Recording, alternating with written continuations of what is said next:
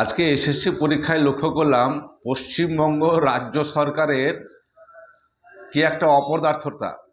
যে রাজ্য সরকারের মাননীয় মুখ্যমন্ত্রী বাংলা বাঙালিদের জন্য তার প্রাণ কেঁদে যাচ্ছে, বিধানসভার ভিতরে তাকে বাংলা বাঙালি বোঝানোর জন্যে মোদিজিকেও চোর বলতে হচ্ছে।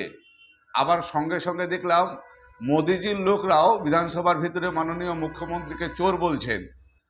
পশ্চিমবঙ্গের মাননীয় মুখ্যমন্ত্রীর ন্যূনতম সৌজন্যবোধটুকু নেই পশ্চিমবঙ্গের ছেলে মেয়েদের জন্যে। আজকে এসএসসি পরীক্ষায় লক্ষ্য করলাম শুধু পশ্চিমবঙ্গের আমরা যারা ছেলে মেয়ে, আমাদের যারা ভাই বোন, তাদের মুখের আহার, তাদের অধিকারকে গুজরাট, বম্বে, দিল্লি সমস্ত লোককে ভাগ করে দিল।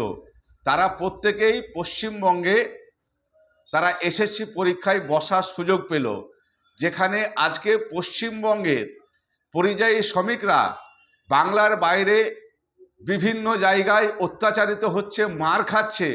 সেই জায়গায় দাঁড়িয়ে যে মুখ্যমন্ত্রী বলছে, মাননীয় মুখ্যমন্ত্রী মমতা ব্যানার্জি, যে বাঙালিদের ওপরে অত্যাচার, বাংলার উপরে বাজে কথা আমি মানছি না, মানব না, সেই মুখ্যমন্ত্রী আজকে এসএসসিতে আমাদের অধিকার, বাংলার অধিকারকে খর্ব করে সারা ভারতবর্ষে এসএসসি চাকরিগুলোকে বিলিয়ে দেওয়ার জন্যে তাদেরকে বসার সুযোগ করে দিল।